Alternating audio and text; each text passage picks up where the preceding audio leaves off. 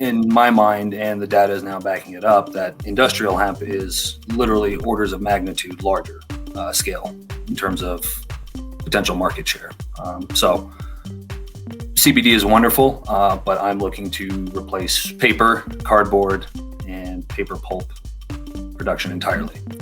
Replacing it with trees, with lumber, or replacing trees with hemp because of the environmental impact. So.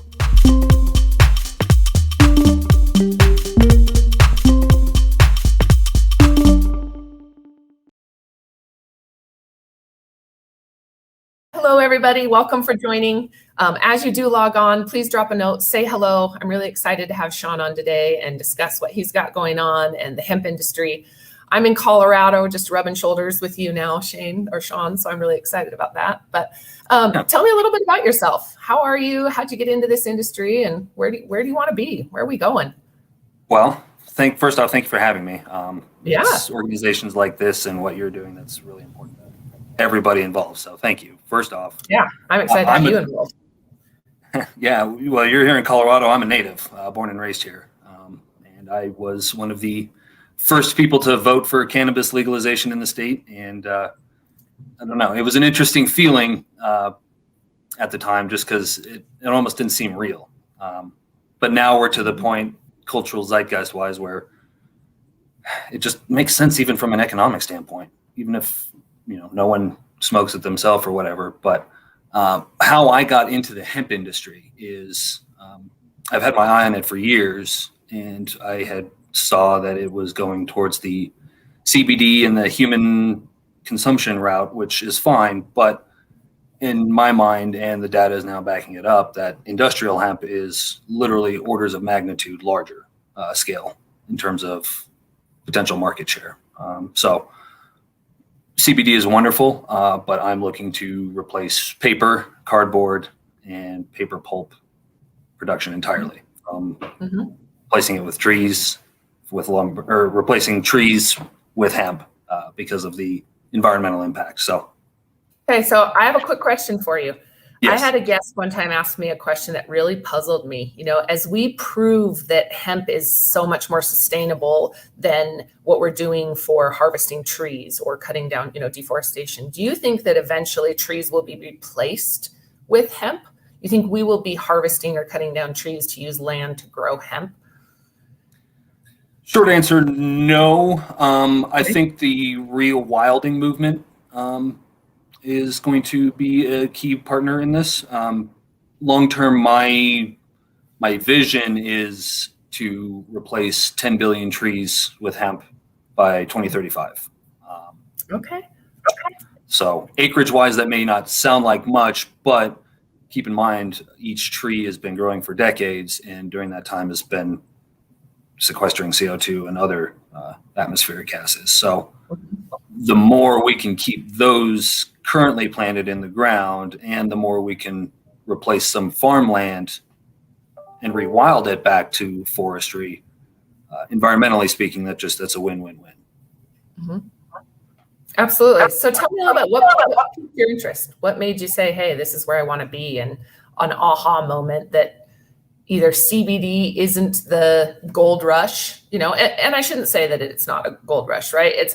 I had a guest one time explain it like the silver and copper mining. Everybody went in for silver, and real value was this copper that was this deeper layer, right? Now we have the same thing happening. What really just triggered it for you that's exactly where we need to be focused?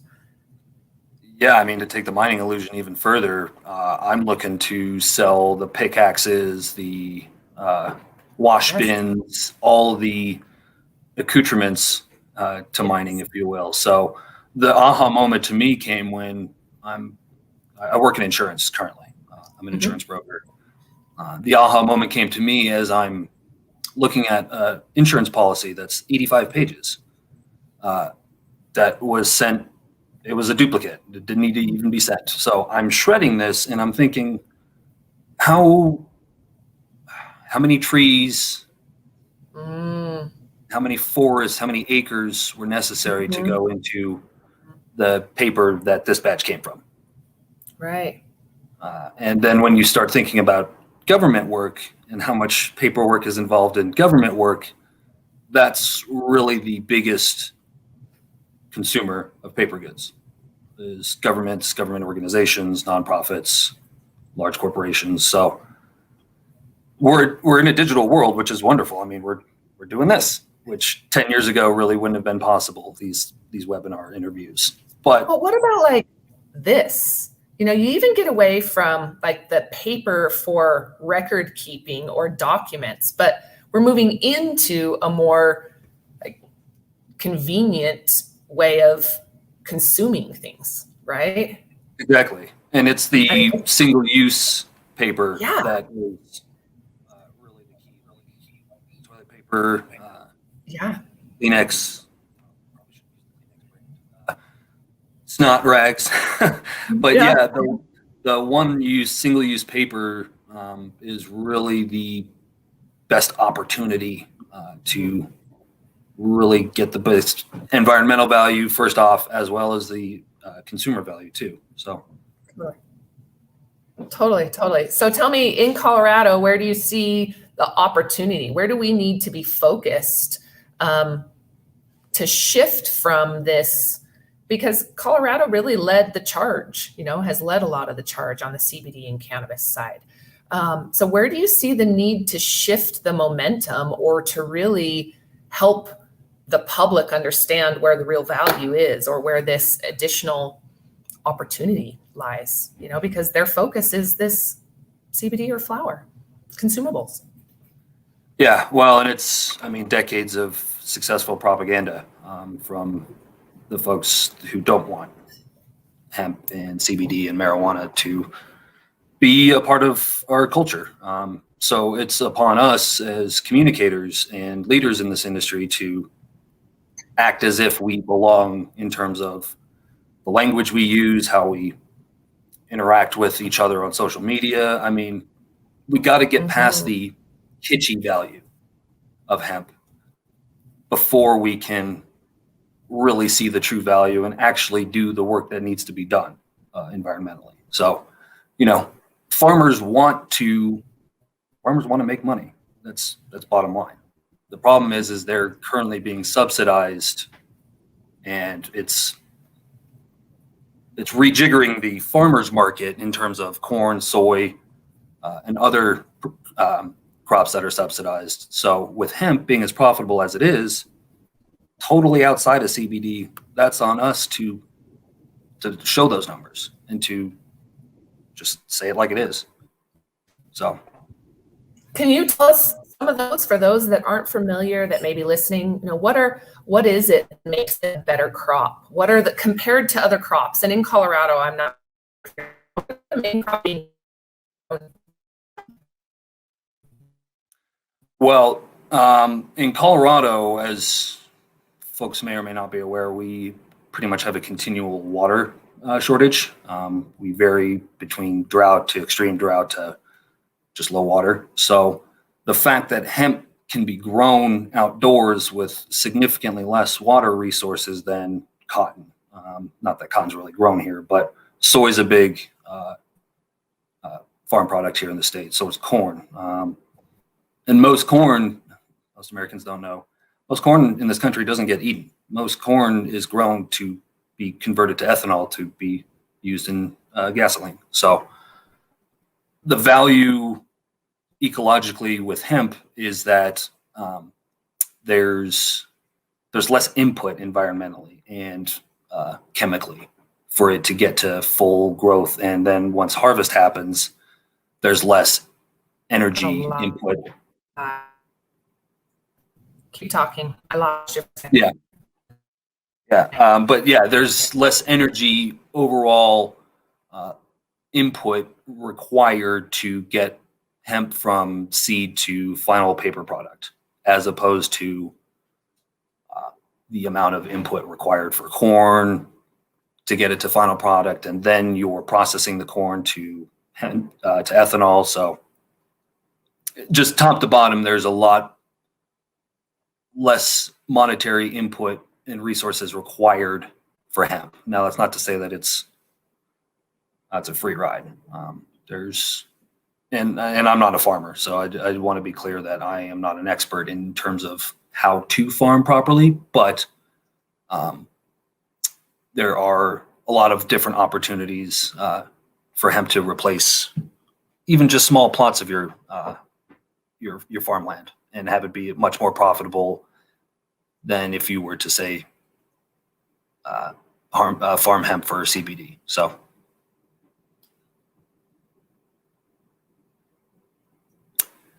Now, in terms of where the paper and pulp market stands, I mean, this is really where my focus is just according to reports, it's looking to reach $679 billion market by 2027. And that's at a growth rate of 3.45% annually. So the market is there. The problem is we, and myself included, we feel like we have to excuse ourselves into the conversation and say, excuse me, this is a great product. Let's go ahead and work with it. Where we should just honestly be assuming the close and assuming that consumers want what we have to offer.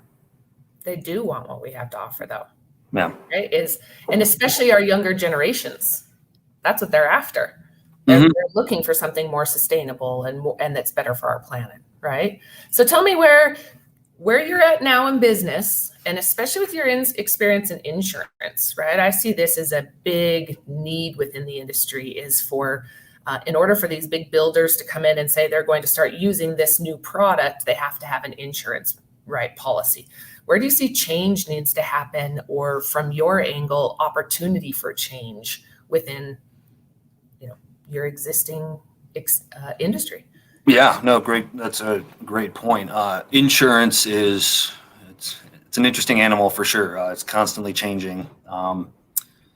Where the hemp and cannabis markets are for insurance, it literally depends company to company, insurance carrier to insurance carrier. If you're a company looking to get a policy, you're more likely to be successful, more open and transparent and fully, this is what we're doing, here's our business model, here's all the nuts and bolts. Because insurance carriers, they're not dumb, they want money. They know that the marijuana and hemp industries are growth industries, but they also are kind of chicken and don't want to have to potentially deal with any federal or state legal issues. So sure. As long as you're able to present and show your company and your product and value as being all on the up, then yeah, you're getting insurance is easier per se, but just be prepared for longer underwriting. Okay. Now, what about, I've heard that there's a lot of problems and had a lot of experience, or members have experience where the insurance, it specifically, you may buy like a crop insurance that insures surrounding crops, but not necessarily hemp itself. It's specifically excluding it. Are you finding more policies are actually including hemp and cannabis, or is it more of like an umbrella type policy for the area or weather damage? That's a great question. To be honest to you and everybody watching and listening, I don't know. Okay. I have not really been writing crop insurance. I'm more focused on the commercial and personal line side of things. But okay. Yeah, no, that's something that I'm actually going to write that down and investigate that, because I had a gentleman who wanted to pick my brain about crop insurance as well. So yeah, short answer, I don't know. Cool. Well, and I think that's something, let's put together a panel and let's dive into some of this with some other people that are writing these different policies. And not every insurance is the same.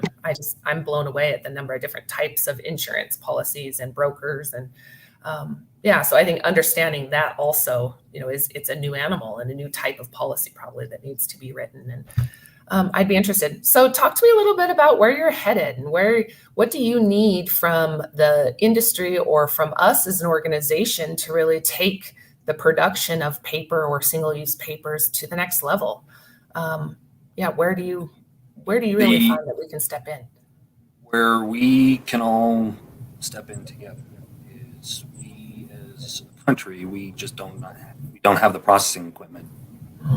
We need facilities, and ideally in every state, but specifically for Colorado, we need at least 2 processing facilities kind of by the airport or by a major highway that can not necessarily produce the paper, but can at least process the hemp in to its constituent products like the hurd, the shiv, the leaf, flower, all of that, so that there's varying options in terms of where to sell those products to have a different company process them. So bottom line is we just lack the infrastructure that China and Canada and Europe has been building for the last 30 years. So we can do it. It's just we need to get the dollars involved and get the right people pitched, and So tell me what your business plan, what does this look like moving forward? How are you planning? Because there's quite a few people, right, that, and involved in our conversations, we discuss the processing side and connecting those dots and putting it together. Tell me where are you in this process? And where do you want to be in this process? Are you looking to be ownership in a processing facility or in the end use product? Where are you positioned? A little bit of both. Ideally, and I'm still, just so everyone's fully clear, I'm still in the very early stages of my business, US Hemp Company. So at this point, I'm flexible, but my goal is to commandeer the paper processing, like paper mill manufacturing, as well as process the hemp. So I would take the hemp from farmers, process it, keep the pulp to myself to then turn into paper, and then go wholesale for the other products that come out of the hemp processing machine, decorticator, all that. When we talk about big scale or scalability, what's your opinion on mobile decortication versus these large scale decortication? And I have a difference of opinion. I feel like it's important now as we're growing, but long term, just like oil and gas or refineries, the bigger refineries are going to end up being what's processing for competitive prices, right? What's your opinion, especially as we're just starting in the industry? Where do you see the mobile decorticating or smaller decortication versus larger decorticating? Well, that's a great point. We actually have, I think, a great opportunity given what we're finding out with the climate crisis that we're in, that as wonderful and as economical as huge facilities are, I think a mixture of large facilities in conjunction with smaller mobile decorticating and hemp processing functions, that in conjunction, because bottom line is we got to reduce the supply chain distance travel. I mean, most food travels thousands of miles before it reaches your dinner plate. Now that we're in the very beginning stages of this industrial hemp, we have the chance to ensure that supply chains are kept small to reduce the amount of environmental impact transporting finished hemp products. Because it does us no good if we're preventing forests from being cleared, but then we're going to go ship hemp blankets 5,000 miles to Bangladesh. It just kind of offsets itself. So Totally. To answer your question, I think a nice hybrid model. Ideally, each state would have 1 or 2 large facilities with multiple mobile facilities to go out to some of the farmers in the sticks who it would cost a lot for them to transport to the larger facilities. Mm-hmm. I think co-op opportunity is a great strategy. Yeah. You know what I mean? To really grow this. And I'm with you. I think that the mobile facilities are necessary, especially where everything's being fed. I shouldn't say everything. A lot of product is going to be fed into that secondary processing. The first is just to break it up.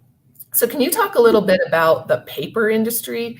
where you're focused, what is the end product that's needed? You said pulp, but for those that don't know, what is pulp and how is it processed separate from the shiv or the fiber or ribbon? Yeah, great question. So the pulp is, and you can make paper pretty much out of any organic product. I mean, you can make paper out of grass if you wanted to. Sure. The pulping process is we're chemically breaking down the cellulose and its various constituents into a slurry that then you dry out. And on the industrial scale size, it gets dried out into those huge sheet rolls. Yeah. Exactly.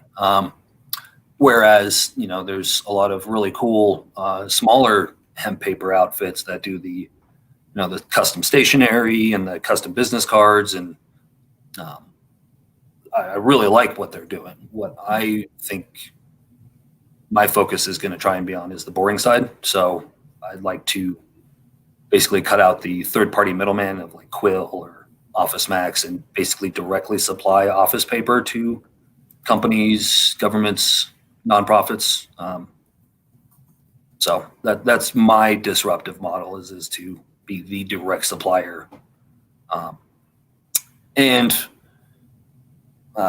also supply to the third-party companies as well. But I think the real market is stepping in between, saying, "Hey, we've got this, and you need to go to these people who have gone through 3 other folks as well to get it." And okay, so this is disruptive, right? I mean, there's a reason hemp has been unavailable to us, and there's no doubt that the paper industry definitely played a part in that. So where do you see battles on the lobbying or legislative side that we need to overcome to make this mainstream? And I think it's very different that we can do it small scale, but mainstream is where we really butt up against competing and disrupting these industries that have been around for so long. What's your opinion, and how does this look as we roll this out? Well, key is to get in front of the legislatures, and senators, and everybody, and basically shake them and say, look, we need differentiation between hemp for human and animal consumption versus industrial hemp.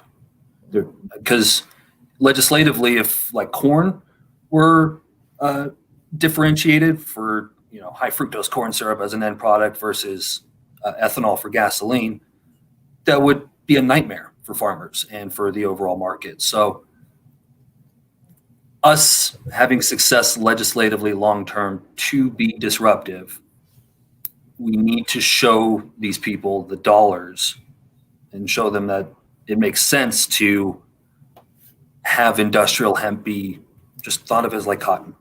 Okay, so talk to me, what are those numbers? If I'm walking up to Capitol Hill or I'm talking to somebody, what are some of those numbers, if you have some that we can share, and why should people be paying attention? And sadly, it always comes back to the dollar. Yeah, I mean, it could be sadly. I'm kind of an optimist and the capitalist at heart that markets solve problems. We need to be free as Americans to create as many markets with hemp as possible to solve our problems with overproduction for paper and the environmental impact of cotton farming and the plastics epidemic. I mean, we haven't even touched plastics, but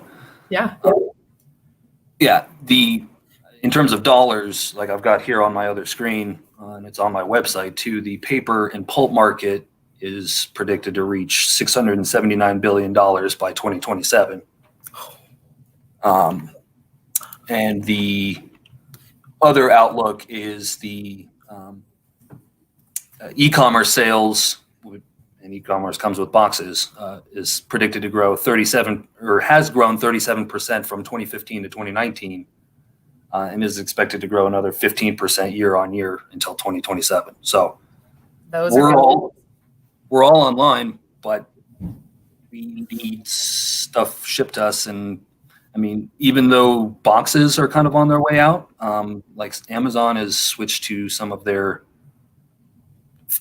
fancy recyclable paper packaging that fits exactly what we're doing as well. Mhm. Yeah. So the problem is again, scale. There's been decades of logging companies, paper mill companies, plastic companies have actively worked to suppress the financing and research and development of comparable hemp-based products. So there's a capital barrier. That's just bottom line. And I think a lot of folks watching and listening to this in the industry feel the same way. So once that capital barrier is broken, the game is wide open. How do you see we bridge that gap? I mean, because this is something that comes up for me all the time, is what are we doing as an association to bridge this gap? And my goal is exactly this, is to bring this education and connect these people, right? But what is this, what is that key for us to get in there and make that change? Well, it's taking some shots at some of the big whales in the, I guess, the social zeitgeist. We need not celebrities per se, but real market movers. Yeah, folks who are on CNBC once a week, twice a week, saying, "Hey, look, we've been doing paper this way for decades, and it was great, but the environmental cost is this, and we've got another option here. It needs to be out there besides us having wonderful conversations with each other." Okay, so if we can bring that perfect audience in, and I'm going to give this shout out because this is the real problem in the industry. So anybody that says, "Hey, I've got an in to bring this mainstream," who's your ideal target? Who is it that you want to be talking to on a regular basis, and who should we be bringing into our meetings? Who is it? Gosh, there's so many names I can think of. I mean, in terms of like a big vocal person who's got a large platform, who I think would really see the value if pitched properly, is Mark Cuban. Yes, there you go. Because he was very early on in the internet disruption stages in the early 1990s. And I feel like he would be a good person to go after. He is open to cold emails, prospecting emails. So, people want to work together on a community cold email to Mr. Cuban. We could discuss that. But yeah, I mean, you could do a Google search of top CNBC contributors. If Jim Cramer says a couple of positive words, that's the up. So again, it's getting people who don't know us to hear about us and to go, yeah, actually that makes perfect sense. And the only way they get to that point is if we stop being so kitschy with one another. We need to start focusing on the dollars and the cents. Well, and start sharing, right? This is something else that we talk about a lot in our group that I'm proud of, is coming to the table willing to share what's working, right? And what's not. I've seen so many people in this space, and we're going to continue to see it. It's an emerging new agricultural commodity, right? And we're sitting, just like in the beginning of oil and gas, there was a lot of loss, and we're going to keep seeing it. But to prevent that, there's no need that two people sitting next to each other should be doing the same thing that doesn't work when someone in the room already knows that. And so being able to come to the table and say, "Hey, this is the progress I've made, and let's come together and link arms." And I'm going to go out. All those names you gave, I would love to put something together. In our textile meeting, we talked a lot about Kamala Harris, and the impact that she would be able to make on the fashion side specifically. But the paper and pulp company, the paper and pulp. I just had a call this morning with Bob Moore. Shout out to Bob. He's part of our group also. And we were talking about this exact, toilet paper and cardboard and boxes, and how many people within the cannabis industry are in the industry because of sustainability, but yet using the cheapest packaging that we can, and the money's just not being injected, put in. All the waste. It's sad. The amount of plastic waste in particular. we can and must do better. So I've got a comment that's really awesome that I want to share with you in a second, but there's, I'm going to do a sustainability and packaging Q&A session here pretty soon with somebody from Fortis, Adam Peak from Fortis, and Cole from, he's creating a hemp plastic. I would love to have you involved to address the paper side, but do a Q&A and then give people an opportunity to ask questions about why it's better and how to connect and what is it we need, right?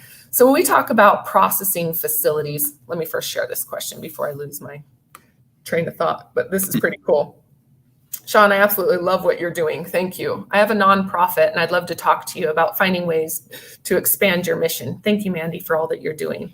But I don't know if you want to give contact information. I just put your business webpage up there, but if you want to share how people get in touch with you and then people can, Shaun, I can type it out if you just want to let us know. Yeah, on LinkedIn, you can find me there.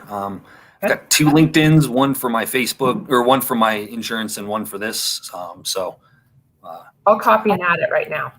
Perfect. And then Facebook, US Hemp Company as well, my business page. And then I have a YouTube, but I don't have any videos. So this actually may be the first one because I got it all streamed. So yeah, awesome. Well, we'll keep adding it. So I just added his LinkedIn on here. Feel free to connect. If you guys do want to connect also, feel free to reach out to me. I can help you. But also come into our meetings. You know, if you want to reach out or have specific questions around any of these topics, I invite you to join any of our committee meetings or events. And I'm sure you can speak to it a little bit about what to experience, but definitely an opportunity to learn a lot. Well, learn and just meet people. I mean, the connections I've made in these meetings are priceless. I mean, you mentioned Bob Moore. Me and him have had a couple of very good chats. He's a very, very driven fella. So yeah, I think the more we get folks like him involved with his experience and background, we're going to be off like a rocket. And then also, I did want to give you my email. It's Shaun, so SHAUN, and then at ourfutureishemp.com. And that's the website, www.ourfutureishemp.com. See if I can type today. Okay. So when we talk processing plants, back to Bob, right? This morning we were talking about funding and what this looks like. What is volume or size of facility we need? First, size in order to fulfill the demand, and second, volume for growth. What do our farmers actually need to be growing to fulfill the demand that we're going to see? Right. And this one is tricky because we're entering a brave new world.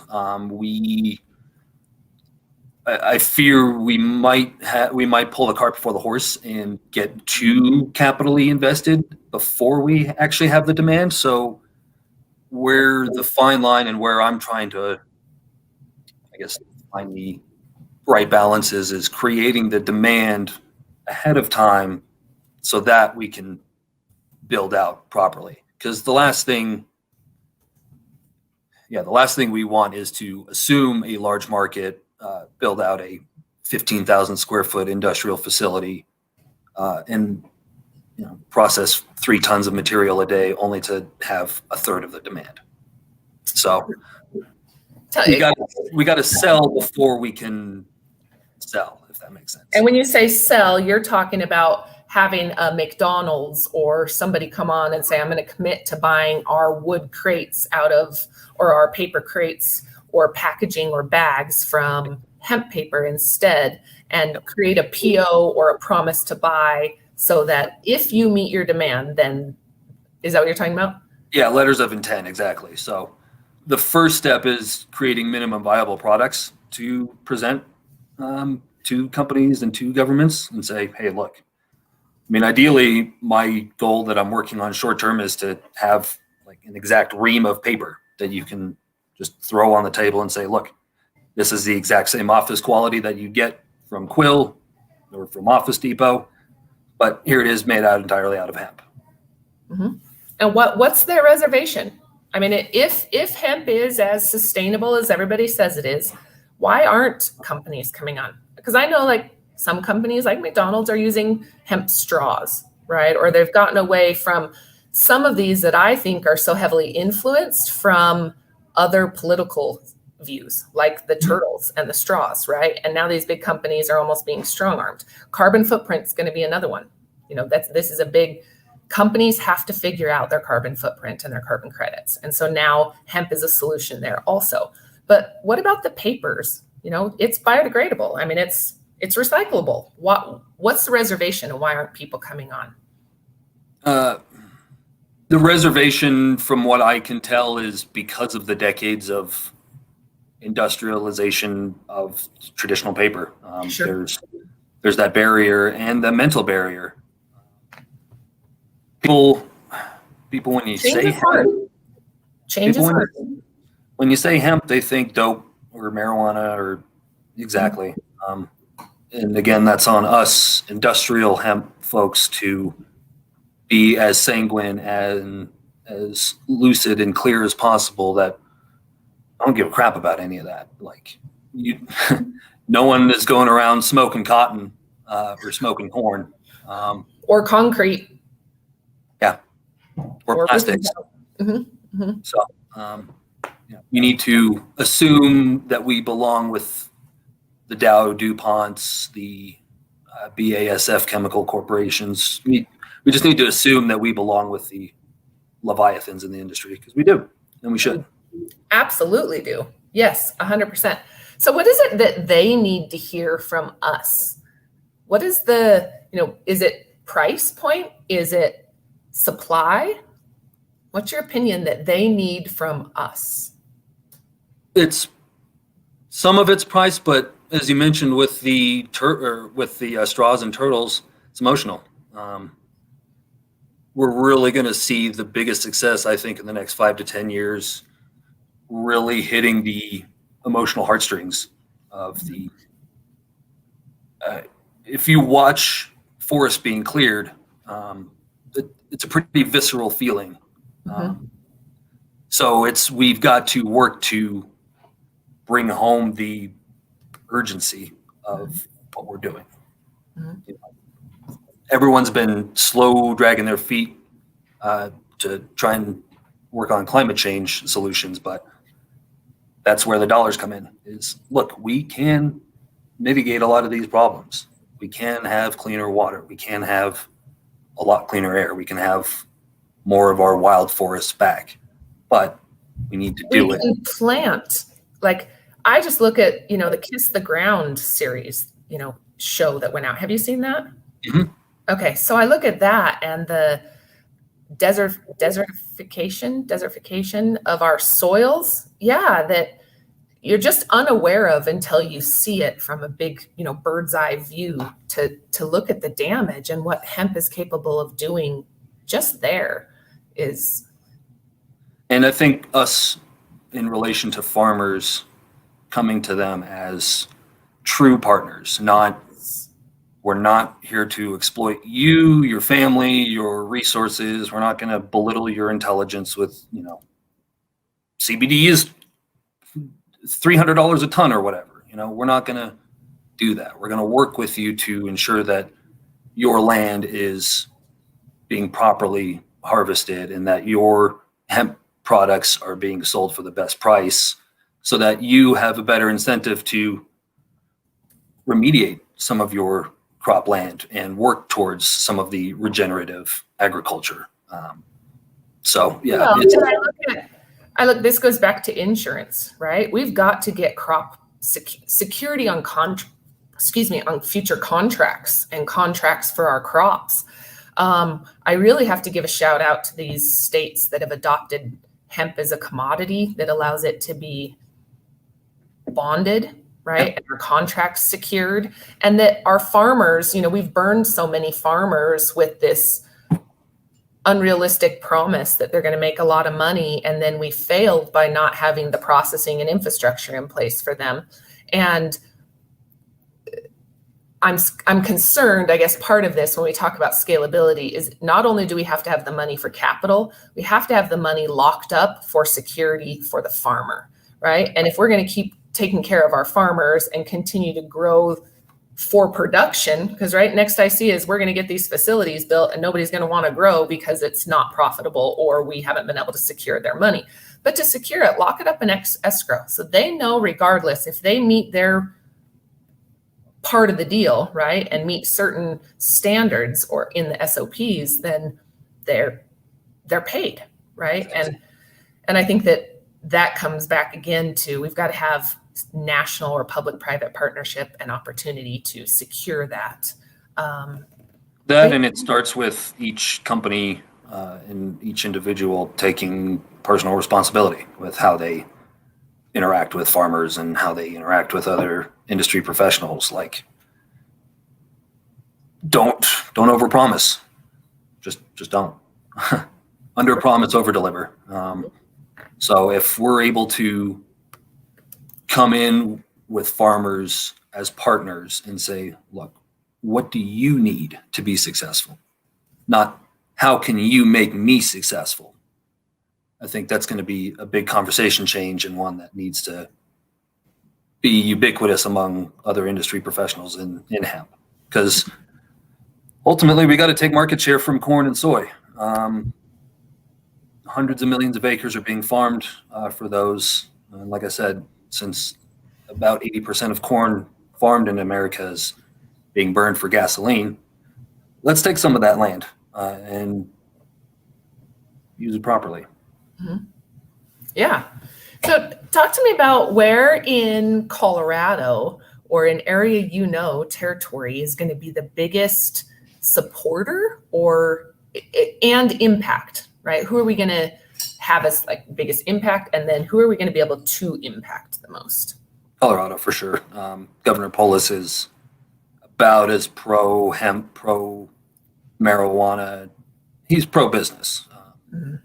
So he's actually speaking tomorrow at NOCO. Awesome. Yeah. So Colorado is the nexus, I believe, of industrial hemp. And from here, we need to work on Arizona, New Mexico, some of our closer partners. Montana is going to be another big state. Mm-hmm. But Montana adopted it as a commodity. So this is where, we're seeing big production or bigger production because it's bound like a commodity is. It's bonded and it's, just allows for so much more security to our farmers. And from the financial side of things too, as a commodity trader, you would want it as a commodity too. I'm surprised I'm not hearing more investors screaming from the rooftops to legislators and government saying, get these rules on the books, get them clear. I want to make some money, darn it. So we have an opportunity to do that. You think that's because the CBD market hijacked the hemp industry? I do. Mm-hmm. You said something earlier that I wanted to point out when we were talking about where our legislation is and our Capitol Hill, what's represented, right? And we have one farmer as a senator at Capitol Hill.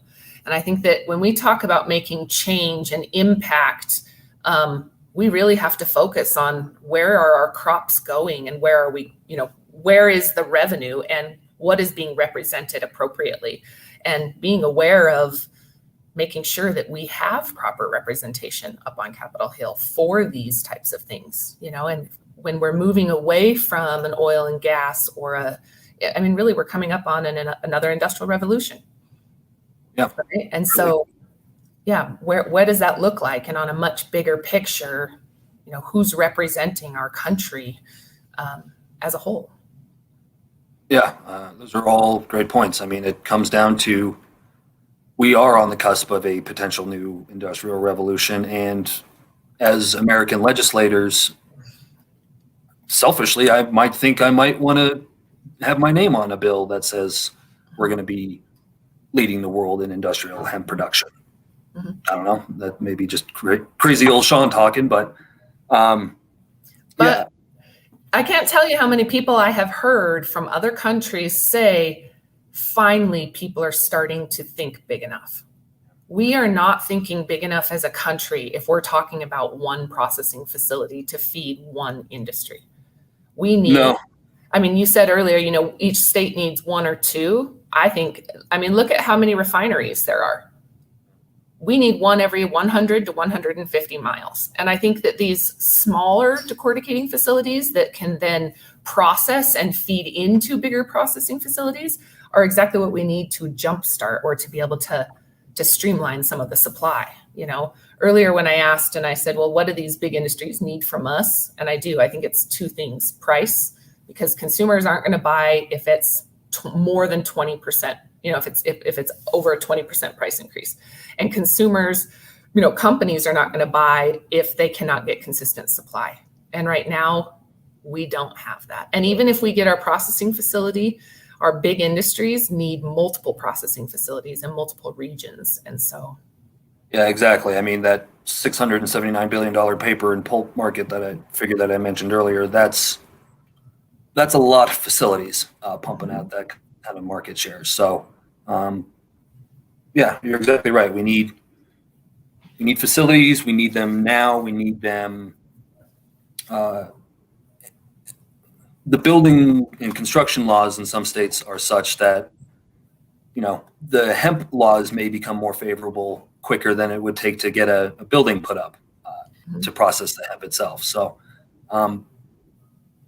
there's a lot of moving parts here, but we need to begin to take the processing capability from Canada. That's really where it comes from on this continent, and take it away from China globally.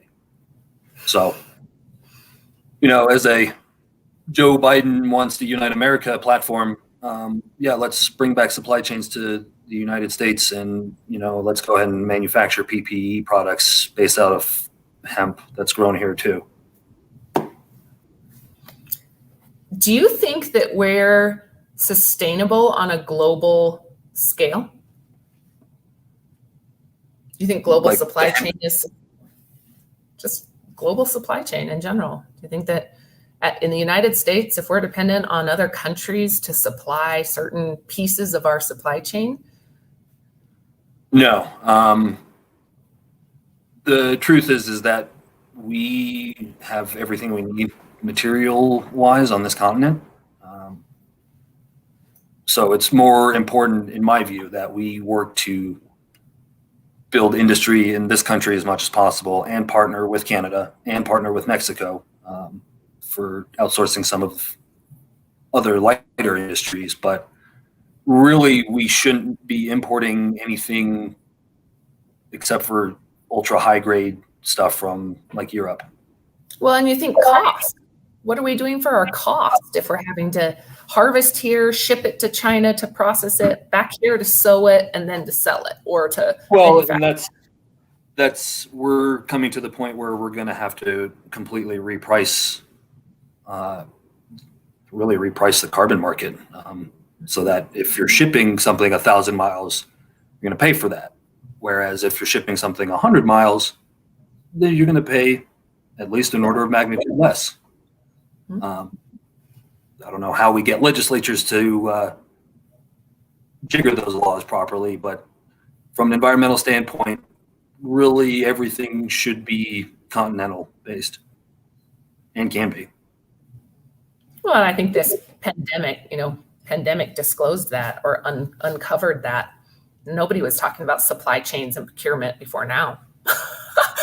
No, it was all ease and the real, you mentioned price, it's false pricing. A lot of these countries that simply do not care about the environment or human well-being in general, they will do anything economically speaking to make them more advantageous. So we as free people need to be we need to be clever and get the market share back to us where it belongs and where we know we can actually help people. So Exactly. So talk to me about who do you know in the industry that's doing it right? Who's really making a change that either on the sustainability side or environmental side or hemp itself? Tree-free hemp. Those guys, they're doing some pretty neat work.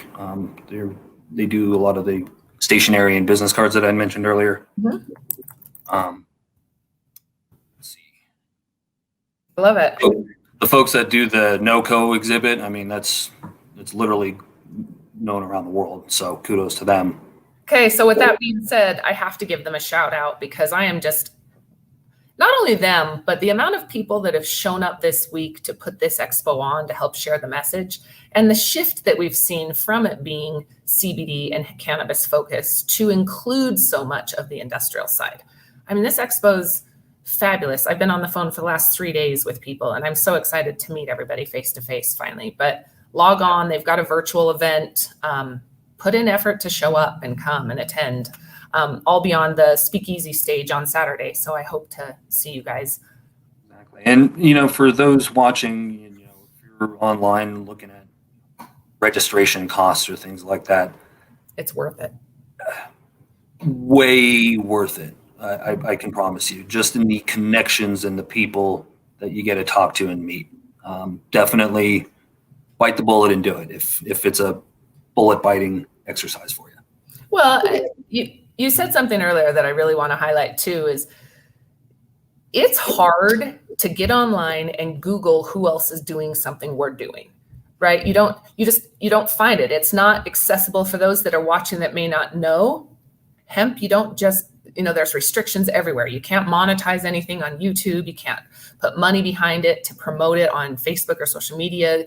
Google puts straps on it. So anything that says anything hemp, cannabis, canna, CBD, or anything like that, these events become even more valuable because it's, when you said even at ours where we get 50 to 100 people on a call, that's 50 to 100 people that you wouldn't be able to find or connect with in other ways, through LinkedIn, yes, but these events face-to-face just take it to another level where there's thousands of people registered. You get to sit in on discussions. You have an opportunity to talk to people and shake hands face-to-face. And it's, yeah, certain energy.